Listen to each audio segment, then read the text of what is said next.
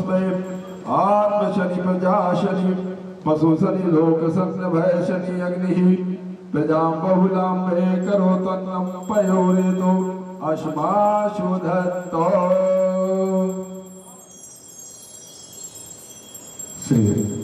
श्री भागवत भगवान की है आरती, पापियों को पाप से है आरती। श्री भागवत भगवान की है आरती, पापियों को पाप से है आरती। ये शांति गीत पावन पुनीत पापों को मिटाने वाला, हरि दरस कराने वाला। ये शांति गीत पावन पुनीत पापों को मिटाने वाला, हरि दरस कराने वाला। ये सुख करनी ये दुख हरणी, ये सुख करनी ये दुख हरणी। श्री मधुसूदन की आरती, पापियों को पाप से है आरती। श्री मधुसूदन सरकार की है आरती, पापियों को पाप से है आरती। ये अमर ग्रंथ यह मुक्ति ग्रंथ यह पंचम वेद निराला, अब ज्योति जगाने वाला। ये अमर ग्रंथ ये मुक्ति पंथ ये पंचम वेद निराला, नव ज्योति जगाने वाला। हरि नाम यही हरि नाम यही, हरि नाम यही हरि नाम यही, जग के मंगल की आरती। पापियों को पाप से है आरती, श्री भागवत भगवान की है आरती, पापियों को पाप से है आरती। ये मधुर बोल जगपंथ बोल, सतमार्ग बताने वाला, बिगड़ी को बनाने वाला। ये मधुर बोल जगपंथ बोल, सतमार्ग बताने वाला, बिगड़ी को बनाने वाला। घनश्याम यही श्री राम यही, श्री राम यही घनश्याम यही, प्रभु की महिमा की आरती। पापियों को पाप से है आरती, श्री मधुसूदन सरकार की है आरती। पापियों को पाप से है आरती, पापियों को पाप से है आरती, पापियों को पाप से है आरती।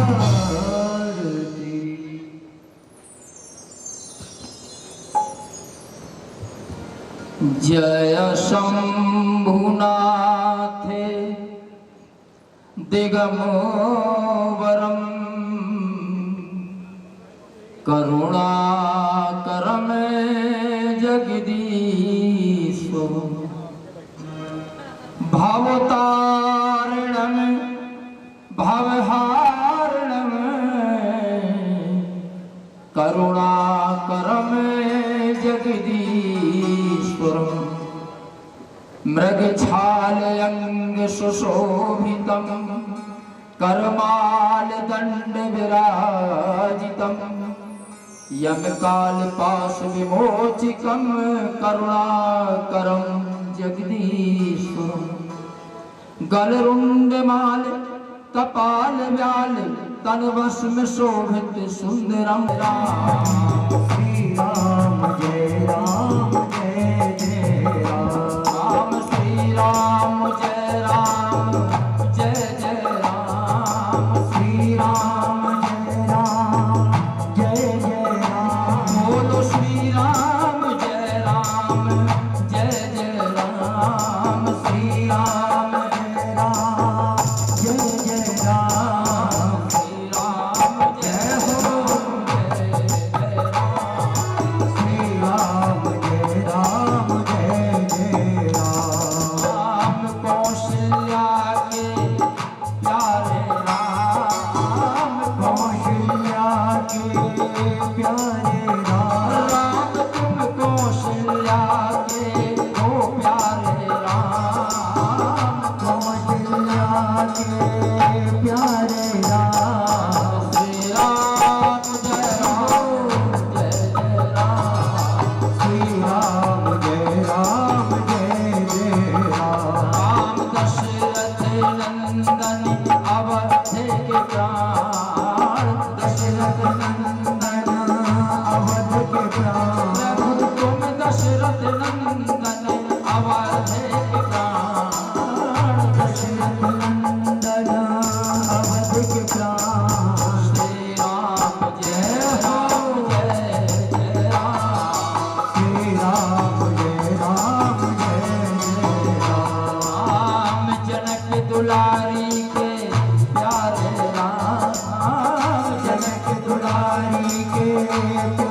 राम प्रभु तुम जनक दुलारी के हो सीताराम। जनक दुलारी के प्यारे राम श्री राम हो श्री राम जय राम जय जय राम राम सबरी के हो हृदयागार, सबरी के हो हृदयागार राम तुम सबरी के हो हृदयागार। सबरी के हो हृदयागार श्री राम जय हो जय जय राम। श्री राम जय जय राम राम हम भक्तन के प्यारे राम, हम भक्तन के प्यारे राम राम तुम हम भक्तन के हो प्यारे राम। हम भक्तन के प्यारे राम श्री राम जय हो जय जय राम। श्री राम जय जय राम श्री राम जय राम जय राम राम श्री राम जय राम जय राम राम श्री राम जय राम जय राम राम श्री राम जय राम जय राम राम श्री राम जय राम जय हरि अनंत हरि कथा।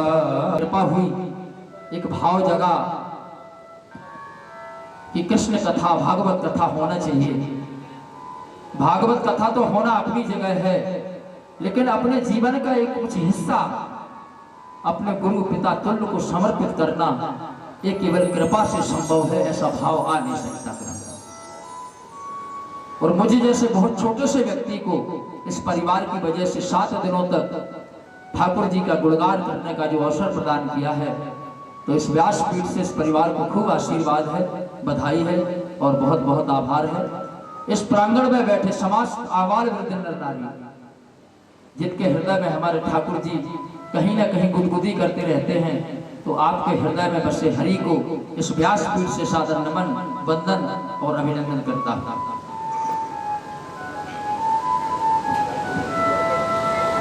पिछले 6 दिनों से अगर जीवन की यात्रा चल रही है तो केवल 2 चीजों पर चल रही है बस। ये तो भागवत रूपी नाव, संसार रूपी विशाल भवसागर, सुखदेव जी जैसे भागवत कथा के वक्ता, परीक्षित जैसे श्रोता, और नाव चल रही है धर्म और कर्म के डंडों से। और 2 पहियों पे ये पूरा जो क्रम है भागवत का वो चला है। एक तो ये है कि आगमनाचा पुनः जातम पुनरागमनम विशेषते दयोर मध्येन कर्तव्यम जीवनम व्यर्थ परायणता। और दूसरा पहिया है पुनरपि मरणम पुनरति जन्मम और पुनरति मरणे जन्मे दुखम। बार बार आना, बार बार जाना, संसार सागर में रुक जाना, चित्र के रूप में आना, विचित्र के रूप में रहना और अति विचित्र के रूप में संसार से चले जाना। ये प्रक्रिया है, ये प्रक्रिया है। लेकिन एक पहिया जब पूर्ण है, जब आना जाना और संसार में रुकना, हमारा तीनों व्यर्थवाद के रूप में नहीं बल्कि अर्थवाद के रूप में परिणत होने चाहिए। आज राजा परीक्षित के जीवन का आखिरी पड़ाव है, अंतिम यात्रा है आज उनके इस जीवन की। 7 दिनों तक सुखदेव जी के माध्यम से, भागवत कथा के माध्यम से परमपिता परमात्मा का लीलाओं का दर्शन करते हुए उनकी यात्रा बढ़ रही है संसार के विशाल भवसागर में। अब चिंतन है जीवन में परीक्षित की, चिंता खत्म हो गई है, व्यग्रता खत्म हो गई है, आतुरता खत्म हो गई है। अब उनके जीवन में चिंतन आ गया है, एकाग्रता की में व्यग्रता की जगह एकाग्रता आ चुकी है और आतुरता की जगह धैर्य उनके जीवन में समाहित हो चुका है। और ऐसा समाहित हो रहा है कि उन्होंने अपने आप को अब परमात्मा के चरणों में समर्पित कर दिया है। याद रखना, अगर जीवन में परमात्मा की कृपा चाहिए, परमात्मा के चरणों में समर्पित होना है, तो याद रखना बंदर के बच्चे कभी मत बनना। हाँ, अगर परमात्मा के पास जाना है तो बिल्ली के बच्चा बन के जाना। बिल्ली के बच्चा बनकर उनको अपने आप में समर्पित कर दो, क्योंकि जब परेशानी आती है ना तो बंदर का बच्चा दौड़ के अपनी माँ के पेट के नीचे पीठ से लिपट जाता है। लेकिन बिल्ली का बच्चा याद रखना, कितनी भी परेशानी हो, बिल्ली का छोटा सा बच्चा बैठा रहता है, उसे भरोसा रहता है कि कितनी भी परेशानी आए मेरी माँ आएगी, अपने मुंह से मेरी गर्दन को उठाएगी और कहीं ना कहीं सुरक्षित जगह रख देगी ले जाकर। अगर बिल्ली के बच्चे बनोगे तो दुनिया वालों का सहारा नहीं रहेगा और परमात्मा अपने आप सहारा देगा। बंदर के बच्चा जीवन में कहीं मत बनना। बिल्ली के बच्चा परमात्मा के चरणों में, गुरु के चरणों में अपने आप को बिल्ली का बच्चा मानकर डाल दो। प्रसन्न है। आप कल्पना करिए आज यहाँ बैठे हैं और इस बात की कल्पना आप करिए कि उस व्यक्ति के अंदर की व्याकुलता की कल्पना करिए, जैसे ये पता है कि कुछ क्षण के बाद, कुछ समय के बाद मेरे जीवन का अंतिम अवसान है। राजा परीक्षित को पता है कि आज मेरे जीवन का अंतिम पड़ाव चल रहा है, अंतिम यात्रा मेरे जीवन की आज है सुखदेव जी महाराज के साथ। लेकिन प्रसन्न है सुखदेव जी महाराज। और प्रसन्न सिर्फ इसलिए है कि सुखदेव जी के साथ परीक्षित के जीवन की यात्रा की आगमनाचा पुनः जातम पुनरागमनम विशेषते और तयोर्मध्येन कर्तव्यम जीवनम व्यर्थ परामितम। आए थे परमात्मा, लेकिन नारद जैसे संत की कृपा से, सुखदेव जी जैसे परमहंस के चरणों में आकर के हमारा आना जाना और संसार सागर में रुक जाना तीनों व्यर्थवाद के रूप में नहीं बल्कि अर्थवाद के रूप में परिणत हो चुके हैं। प्रसन्न है, गदगद है। और बस जीवन में एक ही है कि जब कभी भी है, चाहे वो कथा का संग हो, कथा का सत्संग हो, श्री कृष्ण गोविंद हरे मुरारी हे नाथ नारायण वासुदेवा। श्री कृष्ण गोविंद हरे मुरारी हे नाथ नारायण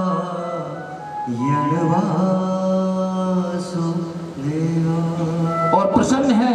केवल इतने लिए प्रसन्न है कि नारद जैसे ज्ञानी ने सुखदेव जी जैसे परमहंस के चरणों में आकर मुझ जैसे अज्ञानी को समर्पित कर दिया। आज मेरा चित्र यानी कि जन्म, विचित्र यानी कि जीवन और अति विचित्र यानी कि जीवन की अंतिम यात्रा तीनों अर्थवाद के रूप में परिणत हो गई।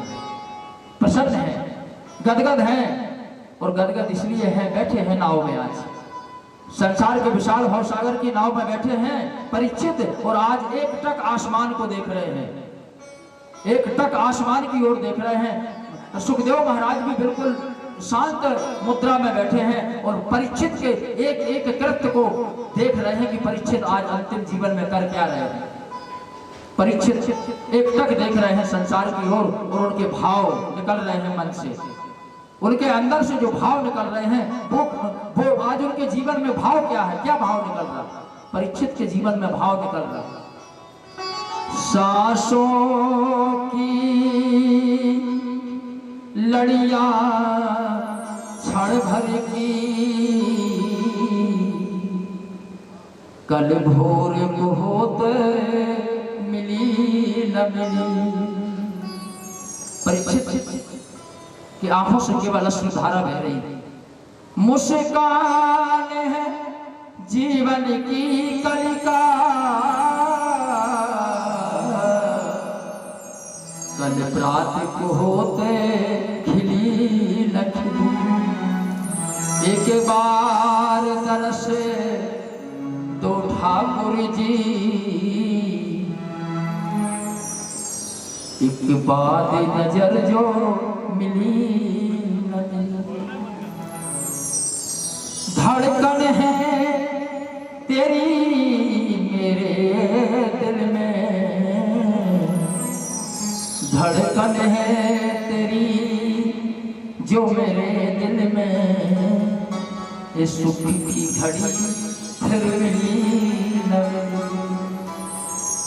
परीक्षित के साथ साथ सुखदेव जी महाराज भी व्याकुल हैं, आगे बढ़ रही है परमात्मा की लीलाओं के माध्यम से अंतिम दिवस की यात्रा को आगे बढ़ा रहे हैं।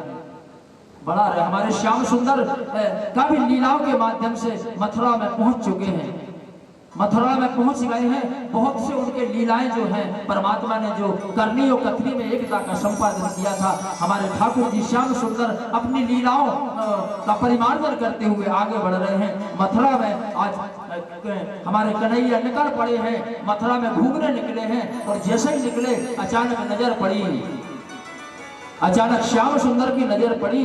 एक टेढ़ी फेड़ी महिला खड़ी थी कुरूप सी, उसका नाम था कुब्जा। खड़े हो गए श्याम सुंदर, श्याम सुंदर खड़े हो गए। कुब्जा शैलेंद्री नाम था कुब्जा का, पूर्व जन्म का नाम शैलेंद्री। मथुरा में कुब्जा थी, कंस को चंदन लगाने का काम किया करती थी। खड़ी थी, श्याम सुंदर एक टक देख रहे थे। अगर कुब्जा कौन थी, कुब्जा का भी एक अपना इतिहास है। अगर कुब्जा को समझना है तो एक बार हमें थोड़ी सी इंद्रलोक की यात्रा करनी होगी, भागवत कथा से बाहर निकल कर। इंद्रलोक में एक नयनतारा नाम की अप्सरा थी जो इंद्र के दरबार में नाचा करती थी। रेणुका, मेनका, उर्वशी इनके समकक्ष थी वो। और इंद्र के दरबार में इंद्र तारा का बड़ा ऊंचा स्थान था। एक बार वज्रा ऋषि मृत्यु लोक में, पृथ्वी लोक में वज्र ऋषि तपस्या कर रहे थे। इंद्र घबरा गए कि ऐसा ना हो कि इनकी तपस्या पूर्ण हो जाए तो कहीं ये हमारा आसन ना मांग लें परमात्मा से। नयनतारा को बुलाया, बोले इधर आओ। बोले हाँ। बोले जाओ मृत्यु लोक में जाओ और वज्रा ऋषि के तपस्या को भंग कर दो। चली गई, वज्र ऋषि की तपस्या भंग कर दी। और जैसे ही भंग हुई उन्होंने राक्षसी का श्राप दे दिया। नयनतारा ने क्षमा मांगी, बोले परमात्मा क्षमा कर दो, गलती हो गई। बोले ठीक है, श्राप तो वापस नहीं होगा, लेकिन चलो क्षमा मांग ली तो जाओ, तुम्हें परमात्मा राक्षसी रूप में ही दर्शन देंगे। और नयनतारा ने देह त्याग के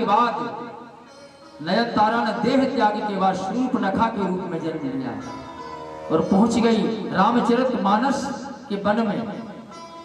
बस गलती शूर्पणखा ने एक कर दी कि अगर भक्त बनकर कुछ मांग लेती परमात्मा से जीवन धन्य हो जाता। लेकिन मांगने क्या गई, मांगने गई कि मैं इनकी पत्नी बन जाऊं। गलती कर दी शूर्पणखा ने यही। वो क्या कहती कि तुम समय पुरुष ना मौसम नारी, ओ यह संयोग विधि रचा विचारी। मम अनुरूप पुरुष जग माही, देखूं खोज लोक तिहूं नाही। उताते अब लगी रहे हो कुमारी, ओ मन माना कपट वही निहारी। कह दिया बस यही घमंड था उसे, और उस घमंड को तोड़ने के लिए उसके नाक कान काट दिए गए। लेकिन उसको अपनी इच्छा पूरी करना थी, इसलिए वो पहुंच गई पुष्कर में। वो पुष्कर में पहुंच के क्या किया कि ज्योतित्री स्वरूपाय निर्मल ज्ञान चक्षु से, ओम रुद्रेर्वाय शांताय ब्रह्मांडे लिंग मूर्तये। शंकर की पूजा की और जाकर के उसने पुष्कर में 10,000 वर्ष तक जल में रहकर कठोर तपस्या की। प्रसन्न हो गए बाबा भोलेनाथ। बोले मांग लो और जाओ। कृष्णा अवतार में 28वें द्वापर में प्रभु श्री राम आएंगे, द्वापर में आएंगे और तुम जाओ वहां पर मथुरा में है ना, कुब्जा बनकर रहना। परमात्मा वहां आकर के और एक क्षण के लिए तुम्हें आलिंगन में भरकर तुमने जो पति स्वरूप में कल्पना की है उस इच्छा को तुम्हारी पूरा कर देंगे। वही नयनतारा शूर्पणखा के बाद कुब्जा बनी और आकर के मथुरा में कंस के यहाँ दासी के रूप में कार्य करने लगी। शैव शूर्पणखा नाम राक्षसी काम रूपिणी, अभूद्री मथुराया तु कुब्जा नाम महामते। महादेव वर्णापि श्री कृष्णस्य प्रिय भास्वम। महादेव के वरदान से और आकर के कुब्जा बन गई। कन्हैया एक टक देख रहे हैं। देखते देखते जैसे ही कुब्जा की ऐसी नजर पड़ी, श्याम सुंदर ने ऐसी उंगलियां करी, ऐसी। और जैसे उंगलियां करी, वर्षों से उस इसी उंगली की तो प्रतीक्षा कर रही थी कुब्जा, खड़ी खड़ी कि एक आएगा उंगलियां हिलाएगा। आज हिल गई उंगलियां श्याम सुंदर की। और जैसे ही कुब्जा ने देखा, मटक मटक के पहुंच गई श्याम सुंदर के पास। बोले तुम्हारा नाम क्या है? बोली मैं कुब्जा हूँ, मैं कुब्जा हूँ, मैं कंस के माथे पर चंदन का लेप किया करती हूँ। श्याम सुंदर ने कहा मुझे भी लगा दो। मुझे भी लगा दो, लेकिन कमर टूटी थी, तीन तरफ से बेचारी टेढ़ी थी। खूब कोशिश करी वो चक्कर श्याम सुंदर को टीका लगाने की, लेकिन पा नहीं पाई। नहीं पा पाई। कन्हैया ने ऐसी बाह पकड़ी, अपने पास बुलाया, अपना एक पैर कुब्जा के पैर पर रखा, एक टहनी में लगाया और थोड़ा सा उसके शरीर को अपने हृदय में चिपकाया और तीन तरफ से झटका दे दिया। कुब्जा कुब्जा न रही, कुब्जा वही मोहिनी स्वरूप नया तारा के रूप में परिणत हो गई। वो परमात्मा ने जो त्रेता में जो इच्छा की थी शूर्पणखा ने, उस इच्छा को परमात्मा ने एक क्षण के लिए अपने आलिंगन में भरकर और उसे शूर्पणखा को कुब्जा के रूप में उस पतित्व भातत्व के भाव की पूर्ति करा दिया। ऐसे परमात्मा की लीलाओं का बखान करते हुए सुखदेव जी परीक्षा सुनते हुए धीरे धीरे आगे बढ़ रहे हैं, धीरे धीरे आगे बढ़ रहे हैं। नाव बढ़ रही धीरे धीरे। अचानक जब देखा तो रोका, बोले सुनो, बोले हाँ, बोले जरा देखो। जब देखा तो भाव विहल हो गए। बोले परमात्मा तुम तो हर स्वरूप में विनम्र ही रहते हो, हमने तो ये सुना था कि तुम बहुत विनम्र हो, तुम बहुत विनम्र हो। कभी ओरछा गए आप लोग? ओरछा गए हैं, कई लोग गए होंगे। कभी ओरछा गए? राम राजा का दरबार है ओरछा में। आप याद रखो, जब आरती होती है तो राम राजा के दरबार में कोई हाथ जोड़ के खड़ा नहीं होता है ऐसे कभी आरती में, नहीं। हाँ, सब ऐसे खड़े रहते हैं, ऐसे कि राजा इस सृष्टि में एक ही तो थे राजा, राम राजा सरकार ओरछा, जहां आज भी गार्ड की सलामी दी जाती है। जब मालिक उठते हैं तो सलामी दी जाती है, जब मालिक का दरवाजा खुलता है तो बंदूकों की सलामी दी जाती है, इसलिए कि वो वहां भगवान नहीं, वहां राजा के स्वरूप में है। आज भी ओरछा में राम राजा सरकार को गार्ड ऑफ ऑनर किया जाता है। ऐसे ओरछा में जब परमात्मा के यहाँ खड़े होते हैं तो विनीत भाव से खड़े होते हैं, ऐसे विनीत भाव से खड़े होते हैं। ऐसे परमात्मा का स्वरूप देख करके हमारे सुखदेव जी महाराज और राजा परीक्षित हतप्रत रह गए। और स्वरूप क्या था? जब देखा तो बैठे थे। बोले कहाँ? बोले सबरी के यहाँ। सबरी के यहाँ, सबरी का भी अपनी एक कहानी है, सबरी का भी अपना इतिहास है। सबरी भी कोई ऐसी नहीं, सबरी भी पूर्व जन्म में एक बहुत रूपवान रानी महारानी थी किसी राज्य की, परम ऋषि नाम था उनका। अपने पति के साथ एक बार कुंभ मेला में गई इलाहाबाद में, जहां प्रतिवर्ष दद्दा ने एक क्रम चालू किया था 7 दिनों तक माघ मेला में। आप सबकी कृपा और सहयोग से वो क्रम टूटा नहीं है, वो क्रम चल रहा है और जीवन में चलता रहे। अगर आपका सबका सहयोग रहेगा तो चलता रहेगा। ऐसे परम धाम में परम ऋषि अपने पति के साथ गई, और जब गई वहां पर बड़ी धार्मिक प्रवृत्ति की थी, साधु संतों के साथ बैठकर नाचने लगती थी, गाने लगती थी। पति को अच्छा नहीं लगा, उसने बुलाया परम ऋषि को। बोले सुनो, तुम किसी राज्य की महारानी हो और अच्छा नहीं लगता कि तुम साधु संतों के साथ बैठ करके खुले में भजन करो, नाचो। बोले मर्यादा है राज्य की भाई, ऐसा नहीं कर पाओगी। परम ऋषि को एक बात जीवन में अंदर चली गई, क्योंकि परमात्मा के प्रति समर्पण भाव था उनका। रात्रि में उठी, गई त्रिवेणी के संगम पर, माँ गंगा से प्रार्थना की। बोले मैया, आज मैं अपने आप को समर्पित कर रही हूँ आपके लिए, लेकिन अगले जन्म में मुझे रूपवान मत बनाना और न किसी राज्य की महारानी बनाना बस। और जाकर के त्रिवेणी के संगम में अपने प्राण निछावर कर दिए। और जब अगले जन्म में हुई तो भीड़ जाति में हुई। भीड़ जाति कबीले के मुखिया आज जिनके है पुत्री ने जन्म लिया, जिसका नाम श्रवणा था, उसका नाम रखा गया बाद में सबरी। श्रवणा कुंडली का नाम है, कुंडली के नाम अलग होते हैं, आप ध्यान रखना, और चालू नाम अलग रहते हैं। जैसे हमारा कुंडली का नाम है सुधाकर प्रसाद त्रिपाठी, चालू नाम है अनिल भैया, तो कुंडली का नाम था श्रवणा और चालू नाम रख दिया सबरी।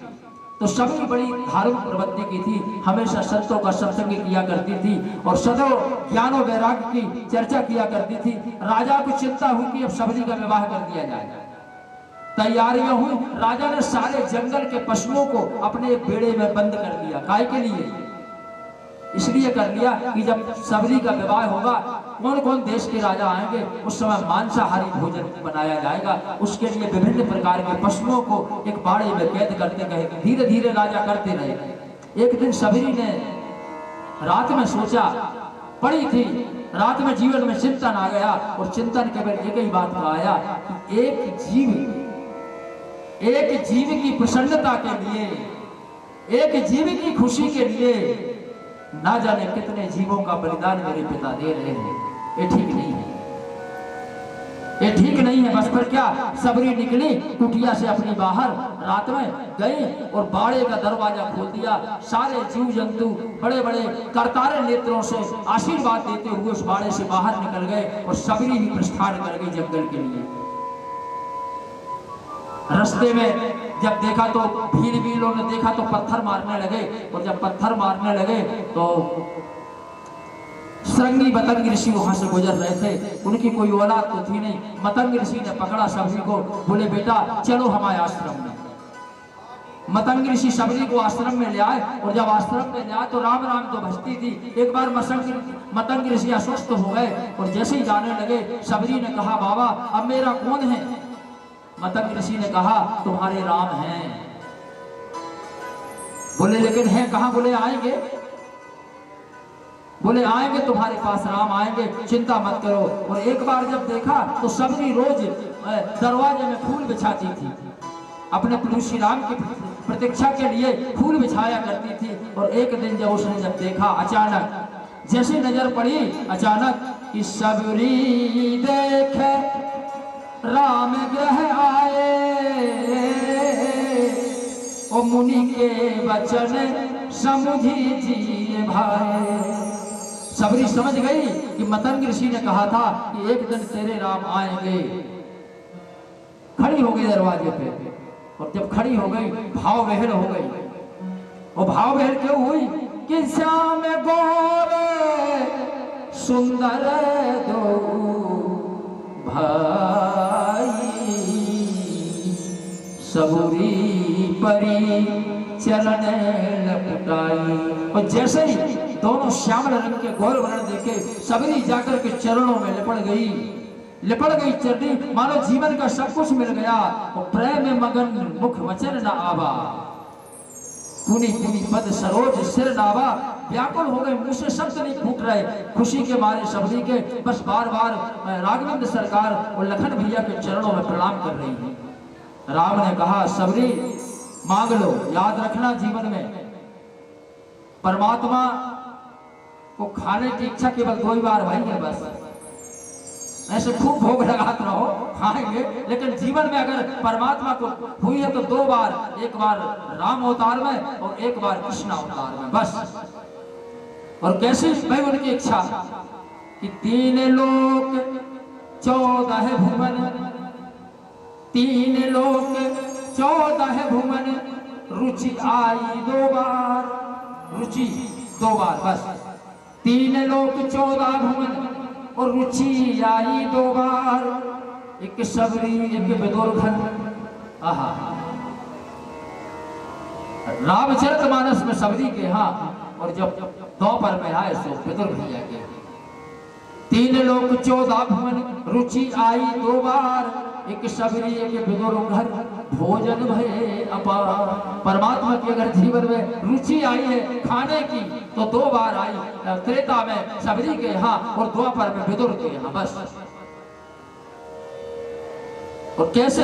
ऐसे वैसे राम नहीं, कैसे राम और कैसे कृष्ण?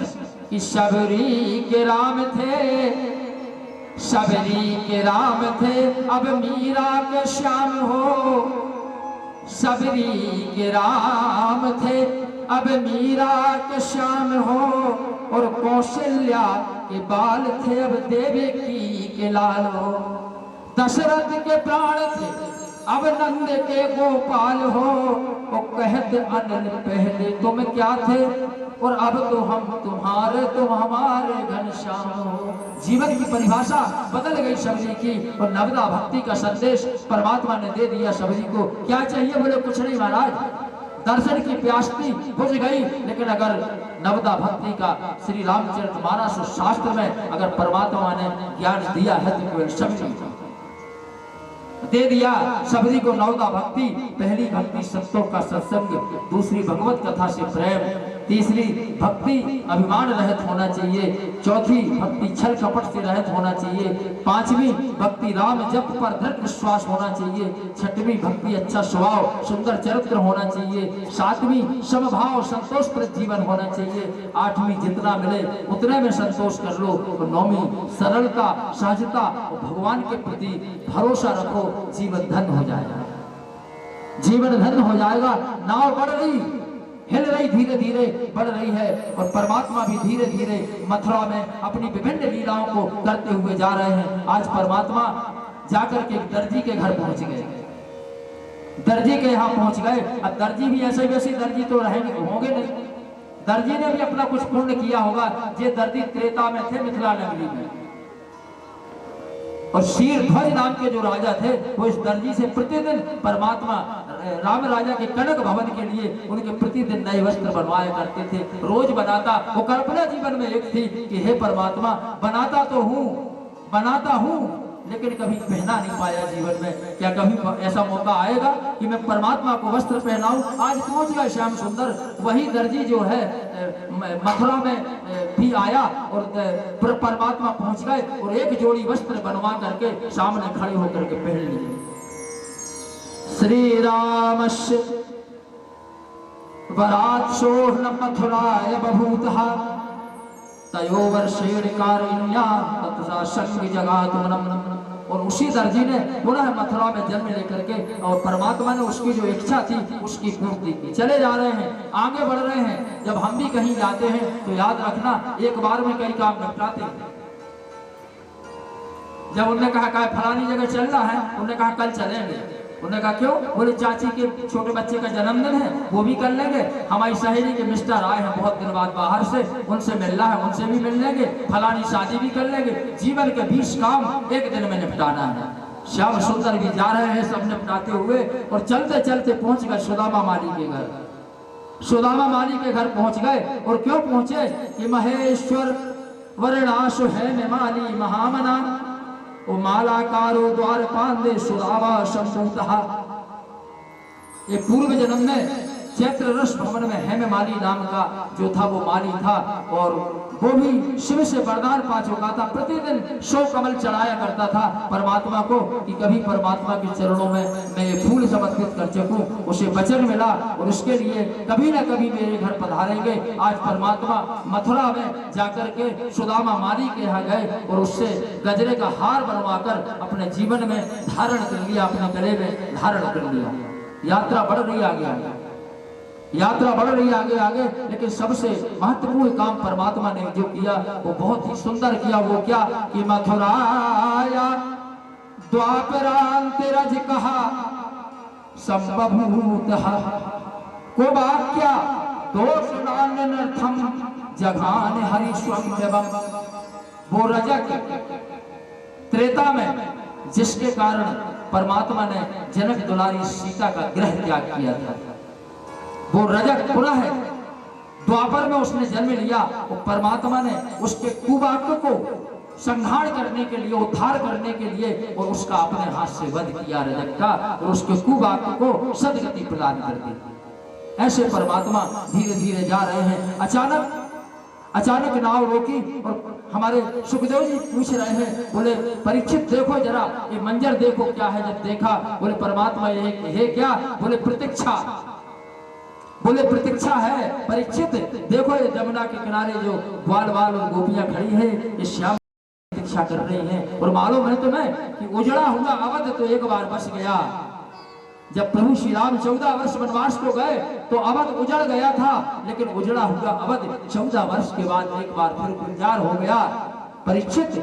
लेकिन आज कड़ कड़ वृंदावन का केवल प्रतीक्षा कर रहा है यमुना के किनारे श्याम सुंदर के लौटने की। अगर कहना चाहते तो कोई बात नहीं थी, लेकिन कह के गए थे ना। क्या कह के यदुराज गए गोपी, कह के यदुराज गए गोपी, हम आवेंगे सुन लो परसों। जब छेक लिया लेट गई श्याम सुंदर रथ के पहिए हमारे ऊपर से निकाल दो, क्योंकि एक मन था वो तुम्हारे पास है और उस मन में जो एक प्राण था वो भी तुम्हारे पास है। इस शरीर तो निर्जीव है कन्हैया, क्या करेंगे रह करके। श्याम सुंदर ने कहा नहीं नहीं, ऐसा नहीं, हम लौट के आ रहे हैं ना परसों, परसों ही तो लौटेंगे, एक दिन का ही तो काम ही है। मामा को सियावर रामचंद्र की जय और वापसी कर। मान गई लेकिन नहीं, कह के अधुराज गए गोपी,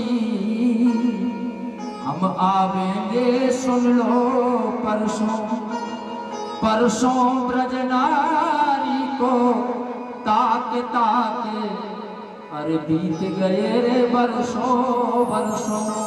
चौकड़ियां गुजर गई, चौकड़ियां गुजर गई, आज भी प्रतीक्षा है, याद करा रही हैं। हमारा जब कोई रिश्तेदार थोड़े से अर्ध बेहोशी अवस्था में चला जाए, जिसे हम अंग्रेजी में कोमा कहा करते हैं, कोमा में चला जाए तो डॉक्टर कहते कि पुरानी बातें याद दिलाओ, हो सकता वापस ही आ जाए। पुरानी बातें इनको याद दिलाओ, इनके पुराने कोई ऐसे हो, बार बार इनसे चर्चा करो, हो सकता कोमा से वापस आ जाए। आज वो स्थिति वृंदावन में है, वृंदावन में आज वो स्थिति है। कह रही हैं, आवाज दे रही हैं कन्हैया को कि याद है तुम्हें क्या कि बैकुंठ में जाकर गिरधारी बंसी का बजाना भूल गए, मथुरा में जाकर बंशीधर बंसी का बजाना भूल गए। क्या याद नहीं मोहन तुमको, एरे मैया संग लाड़ लड़ाना, नित भोर सवेरे उठ करके माखन मिश्री को खाना वो, मैया आस लगाए बैठी है, मैया आस लगाए बैठी है, तुम भोग लगाना भूल गए। याद दिला रहे श्याम सुंदर, भूल गए क्या कि मैया माखन मिश्री लाती थी, तब तुम खाया करते थे, हम लोगों को भी दिया करते थे। याद दिला रही कि हो सकता याद आ जाए तो वापसी जल्दी हो जाए। और आगे कह रही हैं, क्या याद नहीं मोहन तुमको, एरे राधा संग रास रचाना, मधुबन में भान दुलारी को मुरली की तान सुनाना, वो तो नैन बिछाए बैठी है, वो तो नैन बिछाए बैठी है, तुम्हें मधुबन आना भूल गए। बैकुंठ में जाकर मुरलीधर एरे मुरली का बजाना भूल गए। क्या याद नहीं मोहन तुमको, एरे जब बन जाते थे मनहारी, कहते थे घर घर जा कर के गुदना गुदवालो लिलहारी, वो तो हाथ फैलाए बैठी है, वो तो हाथ फैलाए बैठी है, तुम फेरी लगाना भूल गए। मथुरा में जाकर बंशीधर बंसी का बजाना भूल गए। रोते रोते एक दिन पूछा मेरे पैरों के छालों ने, रोते रोते एक दिन पूछा मेरे पैरों के छालों ने, मैं भी ढूंढ रहा हूँ कान्हा को ढूंढने वालों में। उद्धव भी इतने बेहल हुए, उद्धव भी इतने बेहल हुए कि राह बताना भूल गई। मथुरा में जाकर मुरलीधर मुरली का बजाना भूल गई। मथुरा में जाकर मुरलीधर मुरली का बजाना भूल गई। एक तट परीक्षित देख रहे हैं, वहां यमुना को शोर नाव खड़ी थी एक क्षण के लिए, अचानक हल्का सा झटका लगा। परीक्षित ने पीछे मुड़कर देखा, सुखदेव जी ने कहा चलें चलें परीक्षित, चलना पड़ेगा, देर नहीं करना है, अंतिम यात्रा है तुम्हारी और हमारी परीक्षित, चलना तो पड़ेगा। नाव आगे बढ़ गई। श्याम सुंदर भी भागवत कथा के माध्यम से अपने विभिन्न कार्यों को करते हुए आगे बढ़ रहे हैं। मथुरा में वहां पर पहुंचे, कंस ने मल्ल युद्ध का आयोजन कर दिया। चाणों के मुष्टि के कूटे सले तोषले लिखते, श्रोता तुंग मल्या सर्वे प्रवर्तित तपस्वन। चाणक मल्लुक सब हाथी जो थे सब वहां पर कृष्ण से लड़ने के लिए कंस ने तैयार कर दिए थे। सबको कन्हैया मारते हुए आगे बढ़ गए, आगे बढ़ रहे हैं धीरे धीरे। और मनसुख, रामा, सुदामा, बलदाऊ सब साथ में हैं, सब साथ में बढ़ रहे आगे। और अंत में पहुंच गए उस जगह जहां भागवत में लिख दिया कि प्रगहाकेशेषु चलितरीतम निपात्य रंगोपरी तो ब्रह्मस्य पश्चता। पहुंच गए वहां जहां मामा कंस बैठे थे, पहुंच गए। श्याम सुंदर कंस बैठे थे, मामा कंस बैठे थे, पहुंच गए। दोनों में हल्का सा युद्ध हुआ। श्याम सुंदर ने मामा की चोटी पकड़ी और ला करके पृथ्वी पर ऊपर से पछाड़ दिया। और उनके कृष्ण ने जो है सतगति दुर्गति नहीं बल्कि मामा पंच को अपने जीवन की सतगति प्रदान कर दी, सतगति प्रदान कर दी। हमारे परीक्षित ने पूछा, बोले महाराज इतना पापी और परमात्मा ने सदगति प्रदान कर दी? बोले हाँ। बोले क्यों? बोले लिख दिया ना रामायण में कि भाव को भाव अलख आलसु नाम जपते मंगल दिशि भयहु। चाहे भाव से हो चाहे कुभाव से हो, जो भी मेरा नाम करेगा उसका कभी अमंगल नहीं होगा, उसका तो मंगल ही मंगल होगा। तो कृष्ण तो दिन भर जपता था नाम, कंस दिन भर नाम ही तो जपता था। वो नाम क्या? कंस को क्या करूं, कृष्ण को क्या करूं, कृष्ण को कब मारूं, कृष्ण को कैसे मारना है, भजन ही तो कर रहे थे।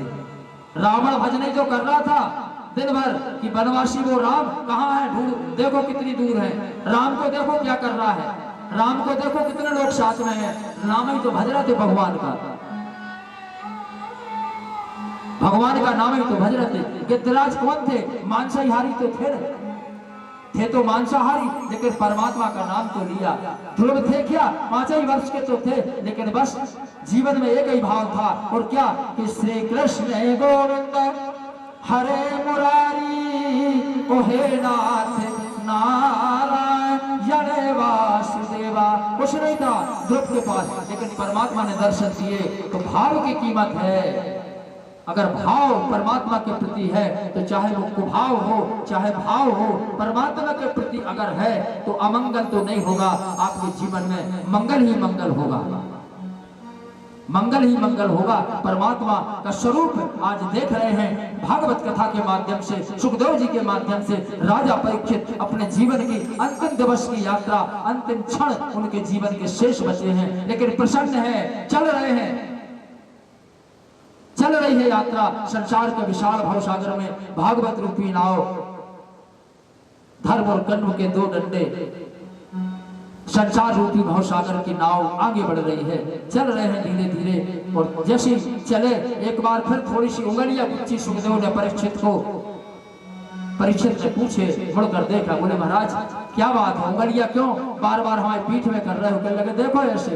और जब देखा तो भाव विह्वल हो गए। और परिदृश्य बड़ा अद्भुत था।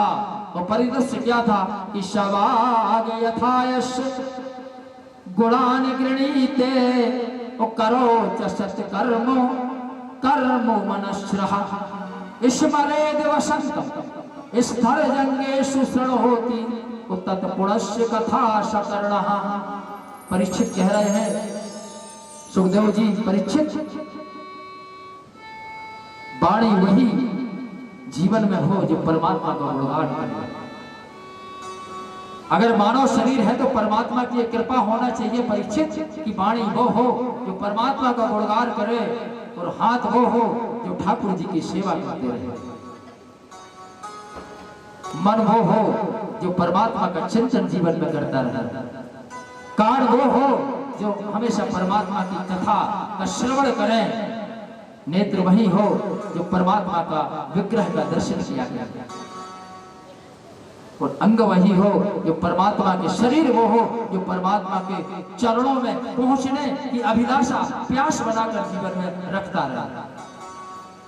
सुखदेव जी ने देखा, और देखा क्या कि कृष्ण तीत सखा कश चंद्र ब्राह्मणो ब्रह्मविंतम विरक्तम इंद्रियासेतु प्रशांत आत्मचितेन्द्रियः। देखा उस परिदृश्य को। सुदामा नाम के गरीब ब्राह्मण थे, सुदामा नाम के गरीब ब्राह्मण थे, लेकिन कृष्ण के परम मित्र थे, परम मित्र थे। लेकिन जीवन का भाव जो था, उनकी भाव की डोर जो है वो परमात्मा से जीवन में बंधी थी, उनके पास नहीं थी।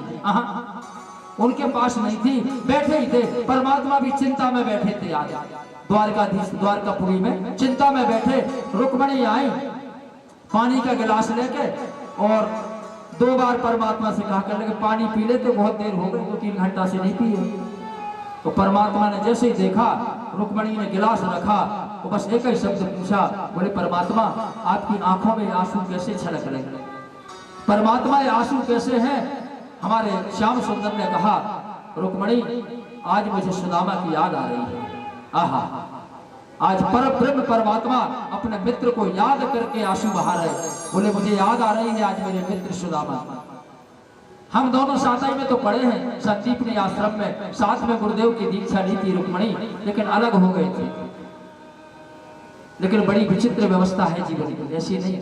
अलग हुए कैसे भी हुए, हम कह देते हैं कि सुदामा ने इसलिए गरीब हो गए कि सुदामा ने चना चोरी से खा रहे थे, इसलिए गरीब हो गए। लेकिन ऐसा नहीं है, कभी उसके अंतरंग में मर्म में जाकर झांकना। और जिस दिन मर्म में चले जाओगे उस दिन मुझे लगता है कि कृष्ण से ज्यादा श्रद्धा आपकी सुदामा के प्रति हो जाएगी, सुदामा के प्रति हो जाएगी। एक बहुत गरीब अम्मा थी, प्रभु वसुदेव जी की अनन्य भक्त थी, दरवाजे के बाहर परमात्मा के खड़े होकर भिक्षा मांगा करती थी। एक बार भिक्षा में कुछ नहीं मिला, आज भिक्षा में उनको कोई आया और एक पोटली दे गया, चने की पोटली अम्मा को दे दिया। अब अम्मा ने सोचा कि ये चना की पुटरिया है, अब इसको अभी रखने बाद में देखा जाएगा, जाके घर के आले में रख दिए।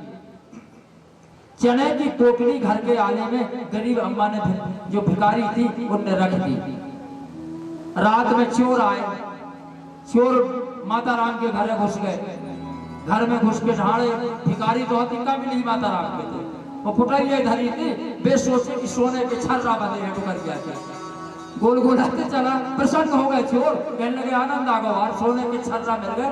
कहा था है आदमी, लेकिन जे भीख मांगे वाले के पास बहुत पैसा हो, लेके पुटरिया चले गए। और संदीपनी आश्रम के वहां से गुजरे, 4-5 कुत्तों ने दौड़ लगा दी, घबरा गए, पुटरिया छोड़ दी और चोर भाग गए। और जब पुटरिया छोड़ दी, प्रातः 4 बजे गुरु माता संदीपनी की पत्नी गंगा स्नान के लिए निकली, और जैसी नजर पड़ी पुटरिया में, उठा ली पुटरिया। जब खोल करके देखा तो उसमें कुछ नहीं, चना थे। चना उन्होंने उठाए और उन्होंने कहा चलो कल जो बच्चे लकड़ी लेने के लिए जाएंगे, ये चना उनको दे देंगे, वो जंगल में बेचारे चना खा लेंगे। पुटरिया जाकर संदीपनी गुरु माता ने और रख दी अपने आश्रम में जाकर, आश्रम में जाके रख दी। और जैसी रखी, यहाँ अम्मा भी क्रोधित हो गई जब उन्होंने देखा सवेरे कि पुटरिया नहीं है, पुटरिया नहीं है। और अम्मा भी क्रोधित हो गई और वसुदेव के दरबार में तो खड़ी थी, श्राप दे दी कि जो भी चोर या जिसने मेरे चने चुराए हैं, जो भी इनका भक्षण करेगा वो जीवन में दरिद्र रहेगा, कभी धनवान नहीं बन पाएगा। मेरे जैसा दरिद्र जैसी मैं हूं, श्राप दे दिया। प्रातः काल गुरु माँ ने आवाज दी, बोले आज जंगल में किसकी बारी है? हमारे परमात्मा कृष्ण भगवान श्याम सुंदर सुदामा पहुंच गए। बोले मातेश्वरी हमारी बारी है आज जंगल में लकड़ी लेने की। कुलहरिया वरिया उठा ली और निकल गए। माँ ने कहा जे चने ले जाओ बेटे, जब भूख लगे खा लेना। उन्होंने कहा ठीक है। सुदामा कम विद्वान थोड़ी थी। विरक्त इंद्रियास्थेतु प्रशांत आत्मा जितेंद्रियम।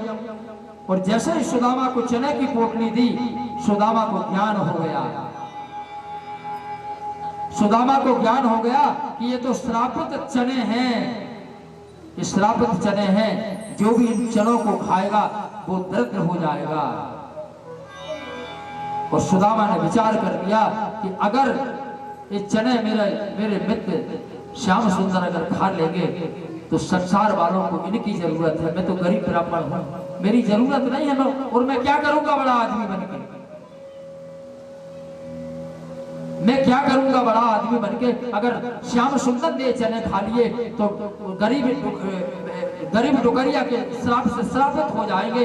बस धीरे से चुपचाप एक तरफ गए और पूरे चने सुदामा ने अपने खा करके उस श्राप को अपने ऊपर धारण कर लिया। सुदामा ने चोरी नहीं की थी। चोरी नहीं की थी सुदामा ने। सुदामा ने चोरी से इसलिए खाए थे कि श्रापित चने थे कि अगर मेरे श्याम सुंदर खा लेंगे तो ये निर्धन हो जाएंगे, इसलिए मैं खा लूं, श्याम सुंदर नहीं खा पाएंगे। संसार वालों को इनकी जरूरत है, मेरी क्या है, मैं महत्व क्या है मेरे जीवन का। ऐसे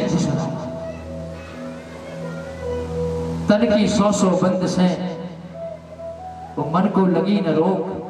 वो तन की 2 गज कोठरी, मन के 3 लोक। मन में 3 लोक है, अगर जीवन में भाव है सब मिल जाएगा। मैं आज इस व्यासपीठ से कहूंगा कि धर्म का अर्थ मंदिर नहीं है। अगर आप लगाओ कि धर्म मंदिर है तो नहीं, धर्म का अर्थ मंदिर नहीं है, धर्म का अर्थ मस्जिद नहीं है, धर्म का अर्थ गुरुद्वारा नहीं है। नहीं, धर्म का अर्थ है कर्तव्य। धर्म का अर्थ है कर्तव्य का पालन करना ही धर्म का पालन करना है। धर्म की बुनियाद प्रेम है, करुणा है। धर्म की बुनियाद प्रेम है, करुणा है। याद रखना इस बात को। मैत्री है, अहिंसा है। धर्म हमें संप्रदाय से मुक्त करता है, वो संप्रदाय हमारे बीच में दीवार खड़ी करता है। इस बात का ध्यान रखना चाहिए। हर भक्त को डर है, हर भक्त को डर है कि भगवान मुझसे रूठ ना जाए। हर भक्त को डर है कि भगवान मुझसे रूठ ना जाए। वो भगवान को डर है कि भक्त की कहीं आस्था मुझसे टूट ना जाए। डर दोनों को है दुनिया में, दोनों डर रहे हैं एक दूसरे से। भक्त इसलिए डर रहा कि कहीं मालिक हमसे रूठ ना जाए। वो मालिक भी अंदर ही अंदर डर रहे कि बेटा अगर तुम्हारी आस्था हमसे टूट गई तो हम मंदिर में जीवन बैठे रहेंगे, हमारा कोई महत्व ही नहीं रहेगा। अगर हम जैसे दीन ना होते तो परमात्मा कभी दीननाथ ना बनते।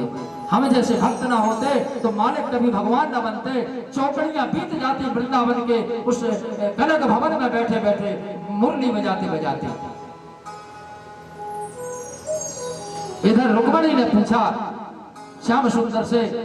श्याम सुंदर ने कहा आज मुझे मित्र सुदामा की याद आ रही है। उधर सुदामा भी बैठे हैं चुपचाप।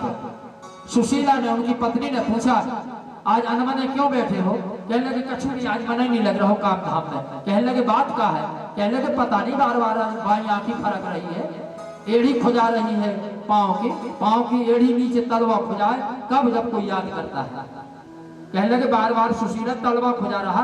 कहने लगे तो आपको कोई याद कर रहा होगा, कोई रिश्तेदार? कहने लगे हमारा है कौन सुशीला, एक ही तो है,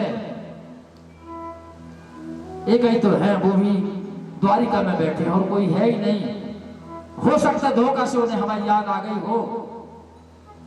सुशीला ने विचार किया मन में। उन्होंने कहा क्यों, एक बात कहे बुराई तो ना मानोगे? कहने लगे नहीं नहीं कहो। सुशीला ने कहा नहीं बुराई नहीं मानेंगे, कहो। कहने लगे पहले वचन दो। कहने लगे वचन दिया, बुराई नहीं मानेंगे। कहने लगे हमारा मन जो तो कि बहुत दिन हो गए और वे तो बड़े आदमी आए, द्वारकाधीश हैं, उन्हें थोड़ी इतना टाइम रहत के तुम्हारा ने कछी खबर भिजवाए, हमारा मन तो कि ना हो तो एक बार मिल ले आते जाके। भाव की कीमत है। सुशीला का भाव था कि अगर सुदामा एक बार चले गए, ये सुशीला का भाव था कि अगर सुदामा एक बार चले गए दीनानाथ के दरबार में तो जीवन की दीनता दरिद्रता दूर हो जाएगी। ये सुशीला का भाव था। उस श्याम सुंदर का भाव था कि एक बार चले गए तो हृदय में आलिंगन कर लेंगे। जिस हृदय में सारा संसार समाया हुआ है वो हृदय एक बार मुझे आलिंगन करने को मिल जाएगा। ये सुदामा का भाव था। तैयार हो गए, बार बार आग्रह करने पर सुदामा तैयार हो गए और निकल पड़े। और जैसे ही निकले रोका, बोले खाली हाथ नहीं जाया जाता है। हालांकि बहुत बड़े आदमी हैं, इतने बड़े आदमी तो हम नहीं है कि मालपुआ बना के धर देंगे, हलवा धर देंगे, सूजी को बना के रबड़ी धर देंगे, छेना के रसगुल्ला धर देंगे। इतने बड़े आदमी तो नहीं है, लेकिन खाली हाथ जाया नहीं जाता है। तो 4-5 जगह से गए और तनक तनक से चावल मंगा के ले आई, एक पोटली बांधी, बोले ले जाओ। निकल पड़े और बस निकल पड़े। भाव जीवन में ला गया। और किसी कवि ने कह दिया कि ना भूख लगती है, न भूख लगती है, न प्यास लगती है, जिंदगी अब उदास लगती है।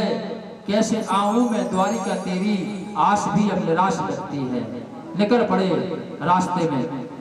3 माह पैदल चले, 3 माह पैदल चले और जाकर के नदी के किनारे बैठ गए और बुदबुदाने लगे कि घनश्याम तुम्हें ढूंढने जाए कहां कहां, घनश्याम तुम्हें ढूंढने जाए कहां कहां, अपने विरह की याद दिलाए कहां कहां। श्याम सुंदर में थक गया हूं, कांपते शरीर से थक गया हूं, अब मेरी हिम्मत नहीं है। बैठ गए, नाव वाले ने बिठाला। बोले भैया कहाँ जाना? बोले द्वारकाधीश के यहाँ जाना। कितना समय लगेगा? बोले 3 दिन लगेगा। पहुंच गए, नाव में सो गए। नाव वाले ने उतारा और किनारे में लिटा दिया, वो किनारे में लिटा दिया। और जब सवेरे श्याम सुंदर की नींद खुली, और जब नींद खुली सुदामा की, तो देखा तो एक वैभवशाली नगर में खड़े थे। और जैसे वैभवशाली नगर में खड़े थे, उन्होंने कहा हे परमात्मा मैं कहाँ आ गया? किसी से पूछा, बोले भैया ये कौन सा नगर है?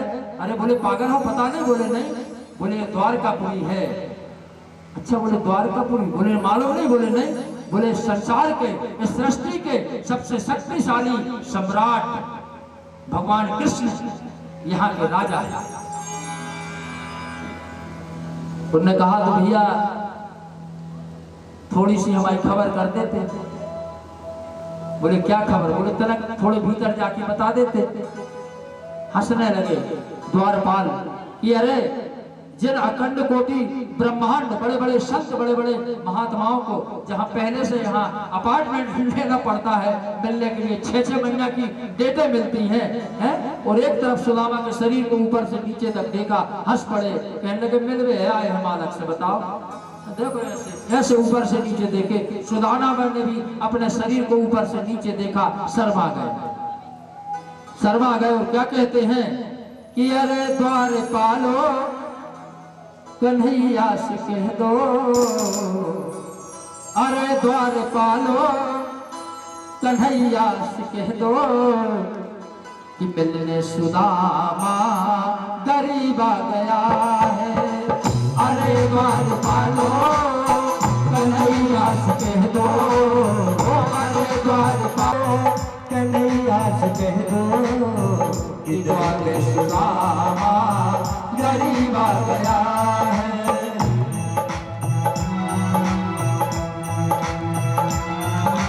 पगड़ी नदन पैजामा, बता दो कन्हैया को नाम है सुदामा। तुम एक बार मोहन से जाकर के कह दो, तुम एक बार मोहन से जाकर के कह दो कि मिलने सखावत नसीब आ गया है। अरे द्वारपालो कन्हैया से कह दो मिलने सुदामा गरीब आ गया है। मिलने सुदामा गरीब आ गया है, मिलने सुदामा गरीब आ गया है। ये सुनते ही दौड़े चले आए मोहन, ये सुनते ही दौड़े ही अचंबा हुआ रुक्मणी को, बहुत ही अचंबा। और जैसे ही श्याम सुंदर के कानों में आवाज पड़ी कि आज संसार के सबसे शक्तिशाली सम्राट बगैर चरण पादुकाओं के दौड़ क्यों रहे हैं, पागलों की तरफ दौड़ गए। और जब पहुंचे सुदामा को जैसे देखा लिपटा लिया, अपने आलिंगन में भर लिया सुदामा को अपने आलिंगन में हाथ पकड़कर दरबार में लेके आ गए, बगल में बिठाया, अपने सिंहासन के ऊपर बिठाया। और जैसे ही बिठाया श्याम सुंदर बैठ नहीं रहे, बैठ नहीं रहे, लेकिन बिठाया और नीचे बैठ गए द्वारकाधीश चरणों के बगल में, चरणों के बगल में बैठ गए द्वारकाधीश और सुदामा को ऊपर बैठा दिया। और ऐसे भाव, ऐसा परिदृश्य आज इस प्रांगण में भी उपस्थित हुआ है। गुप्ता परिवार की बहुएं तो भगवान ही जाने, बहुएं यहाँ है कि मोड़ी यहाँ, हमें तो पता ही नहीं चलो 7 दिन में कजनों का खटकरम करती रहती हैं। आज हमारे सुदामा भैया आ रहे हैं, बुला लो, आ रहे हैं, कृष्ण के मित्र आ रहे हैं। आज सुदामा स्वयं चरणों के बगल में बैठ गए और धीरे से श्याम सुंदर ने अपने हाथों को सुदामा के चरणों की ओर ले जाने लगे। हाँ मेरे मित्र, इतने दिन से तुम रहे कहाँ आए, तुम एक बार आ तो जाते, आ जाते और देखिए उनकी करुणा की करुणा, निधान की करुणा देखिए कि आज स्वयं उठे और अपने महल के मुख्य दरवाजे से अपने प्रिय मित्र सुदामा चरणों के नीचे बैठ गए। श्याम सुंदर अचंभित है सुदामा, और जब नीचे बैठे और धीरे से श्याम सुंदर अपने हाथों को सुदामा के चरणों की ओर ले जा रहे हैं, ले जा रहे हैं सुदामा चरणों की ओर। रुक्मणी आई, रुक्मणी आई हाथ में लोटा लेकर सुदामा के पैर धुलवाने के लिए, और चरणों को पकड़े हैं श्याम सुंदर। सुदामा के पैर धुलवाने मना कर दिया रुक्मणी को, बोले इसकी जरूरत नहीं है। और कवि ने कितनी सुंदर लिखी कि देखे सुदामा की दीन दशा, देखे सुदामा की दीन दशा, करुणा करके करुणा निधि रोए। धन्य है सारे संसार को करुणा देने वाले करुणा निधान आज स्वयं रो रहे हैं। और ऐसे नहीं रोए कि देख सुदामा की दीन दशा, करुणा करे। सुंदर के आंखों से जो अश्रु धारा प्रवाहित हो रही थी, उन आंसुओं से श्याम सुंदर ने सुदामा के पैरों को पखार दिया। खाली हाथ तो नहीं भेज सकती, पुटरिया छुड़ाने का प्रयास कर रहे हैं। सुदामा पुटरिया को लुका रहे हैं, लुका रहे हैं, श्याम सुंदर छुड़ा रहे हैं। वो पुटरिया को छुड़ा करके अपने हाथों में धर लिया, अपने हाथों में धर लिया। और जब देखा तो उसमें से एक मुट्ठी चावल निकाले श्याम सुंदर ने, और एक मुट्ठी चावल निकाल कर खा लिए। और बस जैसे ही खाए और ऐसा किया और मन में कह दिया सुदामा जाओ, तुम्हें एक लोक मैंने प्रदान कर दिया। दूसरी मुट्ठी उठाई श्याम सुंदर ने और चावल खाया, और दूसरी मुट्ठी उठाकर दूसरा लोक दे दिया। और तीसरा लोक उठा करके जैसे ही खाने लगे, रुक्मणी ने हाथ पकड़ लिया। तवाक्षी जर्ग ग्रहे हस्तम तत्परता परमोष्टमम। श्याम सुंदर क्या कर रहे हो, रुक जाओ, अगर ये तीसरा लोक भी दे दोगे तो तुम्हारे लिए बचेगा क्या। हमारा घर कौन था, भूल गए, पूछने लगे। बोले भैया हमारा घर, कहने लगे सुदामा भैया पागल होकर तुम्हारी घर तो आए हो। और जैसे ही देखा सुशीला को नहीं पहचान पाए। छमक छल्लो बनी छड़ी आ रही थी, लाली लिपस्टिक लगी है, कम से कम 10,000 की धोती पहने और छन छन करते जब आई। सुदामा बोले काय भाई आपको नाम का है। हंस पड़ी सुशीला, बोले काय पागल हो गए, भूल गए। 7 फेरे लए, बोले 7 फेरे लिए थे सुशीला, लेकिन फेरों में स्वरूप दूसरा था। ये स्वरूप तुम्हारे 7 फेरों में नहीं था, बदल गया है, स्वरूप बदल गया है सुशीला तुम्हारा, मैं यहाँ नहीं रहूंगा। और जैसे ही जाने लगे अचानक एक संत आए, बोले कहाँ जा रहे हो? बोले यहाँ नहीं रहूंगा, मुझे सब ये माया नहीं चाहिए। संत कोई नहीं, परमात्मा थे। धीरे से चैटिया ली, बोले हल्ला मत करो, मैंने तुम्हें तीनों लोग दे दिए हैं, इनका तुम्हारे लिए नहीं है, उपभोग सुख भोग करो, लेकिन संसार वालों को इसका लाभ देना। सुदामा को घर में कर दिया, वो परमात्मा वापस आ गए, परमात्मा वापस आ गए। और जैसे वापस हुए, नाव एक बार फिर डगमगाने लगी संसार के विशाल भवसागर में।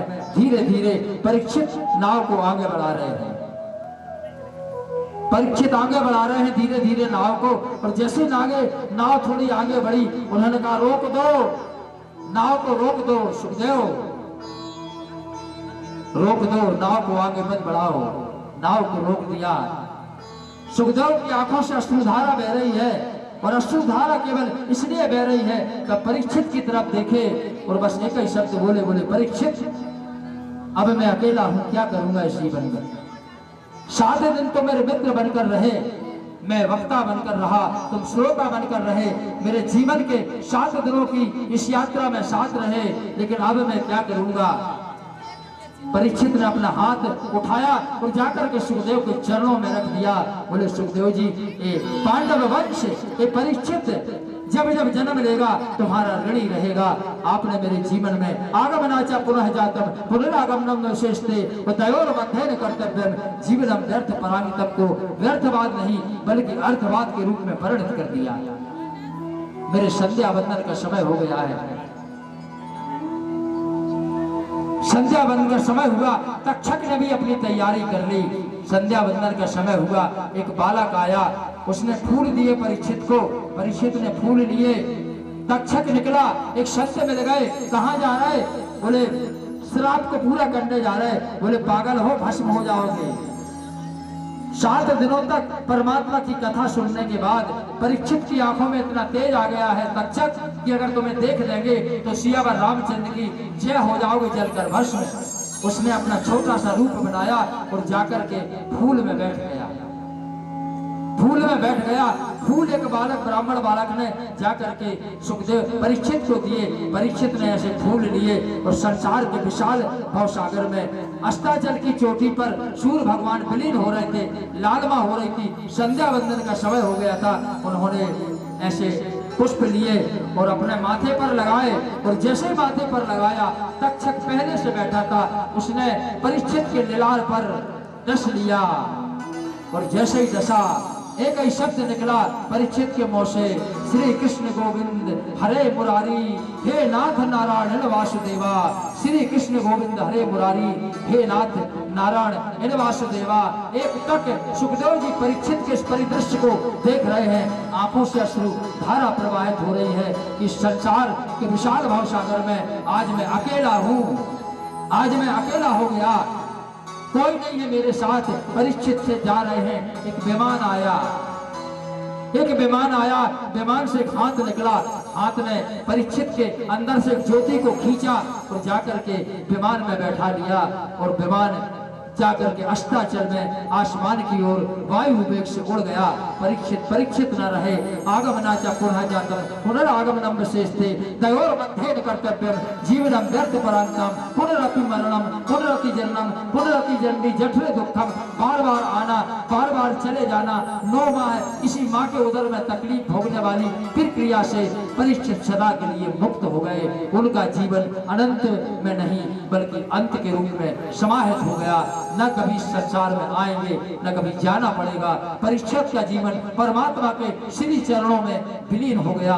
हम भी प्रार्थना करते हैं इस अंतिम दिवस में कि हे परमात्मा, हम भी परीक्षित हैं, भागवत कथा के परीक्षित तो नहीं है, लेकिन संसार के इस विशाल भवसागर में जो भागवत है उसमें हम सब परीक्षित हैं। वो परमात्मा ऐसी कृपा करना कि परीक्षित तो श्रापित हो गए थे, एक ऋषि के गले में मरा सर्प डाल के श्रापित हो गए थे। परमात्मा हम पर ऐसी कृपा करना कि हम संसार के परीक्षित कभी किसी के गले में छल कपट अपमान, बदला, शोध, धोखा, विश्वासघात की माला रूपी सर्प हम किसी के गले में डाल ना पाए। परमात्मा की कृपा रखना बस।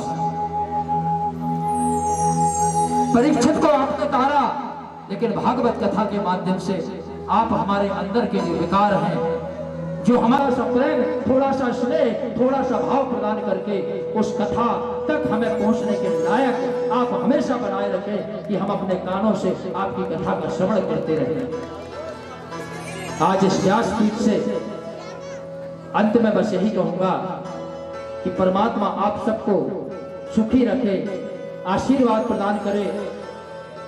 और गुप्ता परिवार के लिए परमात्मा से यही कहूंगा कि इस परिवार को आपने चारों चरणों से संपन्न किया है। हम लोगों को तो आपने माया दे दी है परमात्मा, लेकिन इस परिवार को तो महामाया दे दी परमात्मा। हम तो ब्राह्मण हैं, हम तो अपने यजमानों से जो दान मिलता है उससे अपने परिवार के बच्चों का पेट पालते हैं परमात्मा। हमारे ऐसे भक्तों को इतना देना, कभी कम ना करना, क्योंकि अगर इनके पास कम हो गया तो हम भूखे रह जाएंगे। हमारा स्वार्थ है, हम स्वार्थ है। अगर इनके लिए कृपा मांग रहे हैं ठाकुर जी, तो हमारा उसमें स्वार्थ जुड़ा है। अगर इनके पास रहेगा, आपके पास रहेगा, तो आप हमें देने के काबिल रहेंगे, हम अपने परिवार का उदर पोषण करते रहेंगे। बस यही ठाकुर जी से अंत में कृपा कहूंगा कि भागवत कथा में 7 दिनों तक हमारे भक्तों के द्वारा, इस परिवार के द्वारा और मेरे द्वारा, राधे मंडल के द्वारा, हमारे आचार्यों के द्वारा कहीं कोई त्रुटि हुई हो परमात्मा, तो उसको अपने श्री चरणों में और क्षमा रूपी वाणी से हमें क्षमा करना। अंत में बस यही कहूंगा कि जीवन में एक मंत्र बनाकर रखना। बस अगर एक मंत्र जीवन का बना लिया तो संसार के किन्हीं मंत्रों में जाने की जरूरत नहीं है। वो जीवन का एक ही मंत्र है, वो अपने जीवन में समाहित कर लो कि श्री कृष्ण गोविंद हरे मुरारी, हे नाथ नारायण यने वासुदेव। श्री कृष्ण गोविंद रे मुरारी, हे नाथ नारायण यने वासुदेव। सच्चिदानंद रूपाय विशुद्ध पत्यादि हेतु तापत्राय विनाशाय श्री कृष्णाय वयं नमः। मनोजीवन मारुततुल्य वेगम जितेन्द्रिय बुद्धिमतां वरिष्ठं वातात्मजं वानरयूथ मुख्यं श्री रामदूतं शिरसा नमामि। श्री कृष्ण गोविंद हरे गोविंद, हे नाथ नारायण वासुदेव। गुरु ब्रह्मा गुरु विष्णु गुरुदेवो महेश्वरा, गुरु साक्षात् परब्रह्म तस्मै श्री गुरुवे नमः। तस्मै श्री गुरुवे नमः, तस्मै श्री गुरुवे नमः, तस्मै श्री गुरुवे नमः, तस्मै श्री गुरुवे नमः, तस्मै श्री गुरुवे नमः। राधा मेरी स्वामी, मैं राधे जी को दास, राधे जन्म जन्म मोहि जियो। श्री वृंदावन को वास, श्री वृंदावन को वास, श्री वृंदावन को वास। जय जय श्री राधे, जय जय श्री राधे, जय जय श्री राधे, जय जय श्री राधे, जय जय। बोलिए वृंदावन बिहारी लाल की जय, दत्ताजी महाराज की जय। आज के अंतिम दिवस की भागवत मैया की जय, परीक्षित महाराज की जय, सुखदेव जी महाराज की जय, बांके बिहारी लाल की जय। अपने अपने माता पिता, अपने अपने गुरुजनों की जय। जय जय श्री राधे, जय जय श्री राधे, जय जय श्री राधे, जय जय। मुहूर्त में 2 पंक्तियों का भजन है। आज अच्छी आवाज में कह देना, रोज रोज बहुत 6 दिन से कहवा रहा है सब जने, आज ना कहने पड़े। कृष्ण राधे की जय, राधे कृष्णा की जय, बंसी वाले कन्हैया की जय जय जय।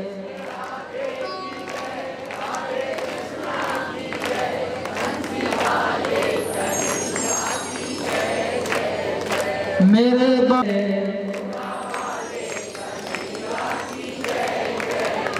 तेरे बांके बिहारी की जय जय जय,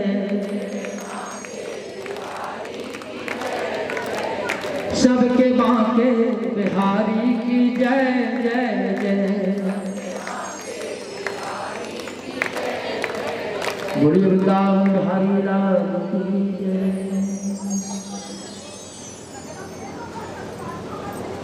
हरि अनंत हरि कथा अनंता, उस अनंत हरि जिसका कोई अंत नहीं है,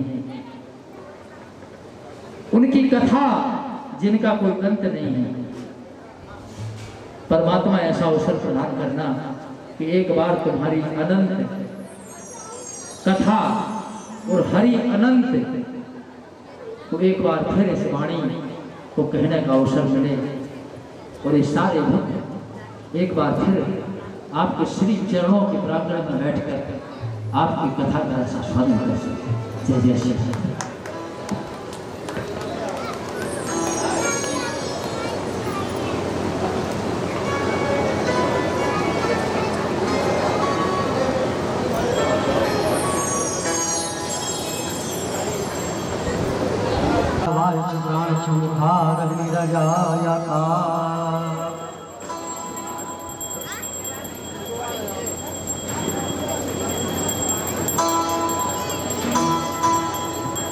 हो श्री भागवत भगवान की है आरती, पापियों को पाप से है आरती। श्री भागवत भगवान की है आरती, पापियों को पाप से है आरती। श्री मधुसूदन सरकार की है आरती, पापियों को पाप से है आरती। ये अमर ग्रंथ ये मोक्ति पंथ ये पंचम वेद निराला, नव ज्योति जगाने वाला। ये अमर ग्रंथ ये मोक्ति पंथ ये पंचम वेद निराला, नव ज्योति जगाने वाला। हरि नाम यही हरि धाम यही, हरि नाम यही हरि धाम यही, जग के मंगल की आरती। पापियों को पाप से है आरती। श्री भागवत भगवान को पाप से है आरती। ये शांति गीत पावन पुनीत, पापों को मिटाने वाला, बिगड़ी को बनाने वाला। ये शांति गीत पावन पुनीत, पापों को मिटाने वाला, हरि दर्श कराने वाला। यह सुख करनी यह दुख हरणी, ये सुख करनी ये दुख हरणी।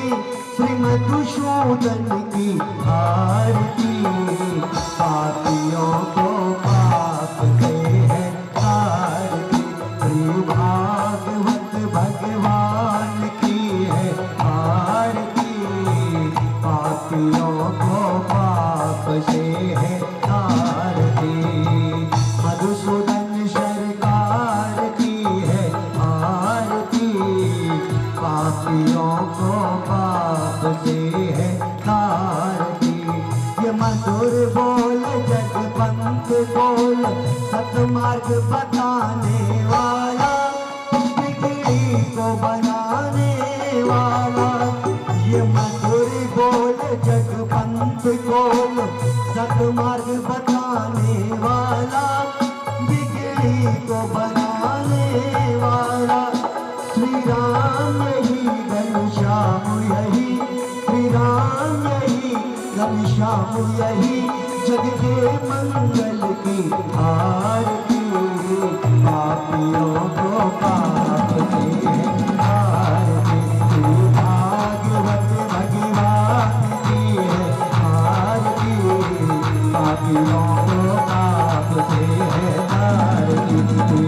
मधुसूदन सरकार की है आरती, पापियों को पाप से तार की, पापियों को पाप से तार की, पापियों को पाप से तार।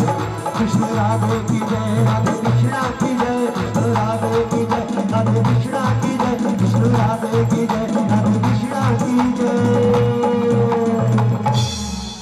एक बार पुनः पूरे पंडाल से दोनों हाथ उठाकर और ताली सेवा करते हुए, अरे कूड़ा वाले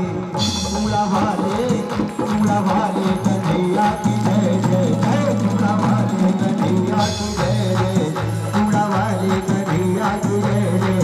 हरे राम राम राम हरे हरे, हरे कृष्णा कृष्ण कृष्ण हरे हरे, हरे राम राम राम हरे हरे, हरे कृष्ण कृष्ण हरे हरे, हरे राम राम राम हरे हरे, हरे कृष्ण कृष्ण हरे राम, हरे राम राम राम हरे हरे, हरे कृष्ण कृष्ण कृष्ण हरे हरे, हरे राम राम राम हरे हरे। श्री कृष्ण गोविंद हरे मुरारी, हे नाथ नारायण वासुदेवा, श्री कृष्ण गोविंद हरे मुरारी, हे नाथ नारायण वासुदेवा, हे नाथ नारायण वासुदेवा, हे नाथ नारायण वासुदेवा, हे नाथ नारायण वासुदेवा, हे नाथ नारायण वासुदेवा, हे नाथ नारायण वासुदेवा, हे नाथ नारायण वासुदेवा। अग्नि शीतल नमः। ओम द्योः शांति पृथ्वी शांति आपः शांति रोगदय वनस्पति शांति सर्वं शांति। पुनः सभी पुष्पांजलि करेंगे, गुरुदेव भगवान को पुष्प दें। समस्त जिनके पास पुष्प नहीं पहुंच पाता वो दोनों हाथ जोड़ करके और भगवान से निवेदन करेंगे, भगवान की करेंगे भगवान से।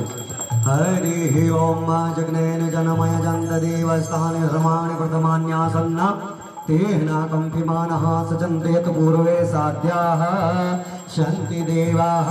हरिः ओम एकदन्ताय विद्महे वक्रतुण्डाय धीमहि तन्नो दन्तिः प्रचोदयात्। हरिः ओम महालक्ष्मी च विद्महे विष्णुपत्नी च धीमहि तन्नो श्रीलक्ष्मीः प्रचोदयात्। हरिः ओम तत्पुरुषाय विद्महे महादेवाय च धीमहि तन्नो रुद्रः प्रचोदयात्। हरिः ओम कात्यायनी च विद्महे कन्याकुमारी च धीमहि तन्नो शक्तिः प्रचोदयात्। हरिः ओम नन्दनन्दनाय विद्महे यशोदानन्दनाय च धीमहि तन्नो कृष्णः प्रचोदयात्। हरिः ओम अंजनी नन्दनाय विद्महे वायुपुत्राय धीमहि तन्नो हनुमत् प्रचोदयात्। यानि कानि जवानि जन्मान्तरकृतानि च तानि तानि नश्यन्ति वृषणाति पदे पदे। सुमन सुमंदित सुमन सह सुमन सुमंदि सुभाष पुष्पांजलि अर्पित करो देव करो स्वीकार। मुंद पुष्पांजलि समर्पयामि। बोले भागवत भगवान की जय, परम पूज्य गुरुदेव कूड़ा वाले कन्हैया की जय, व्यासी महाराज की जय, धर्म की जय। अधर्म का नाश हो, प्राणियों में सद्भावना हो, विश्व का कल्याण हो, गौ माता की जय हो, सनातन धर्म की जय हो, आज के आनंद की जय हो। हर हर महादेव, काल हर कष्ट हर दुख हर दारिद्र हर नमः पार्वती पतये। हर हर महादेव, जय जय श्री राधेश।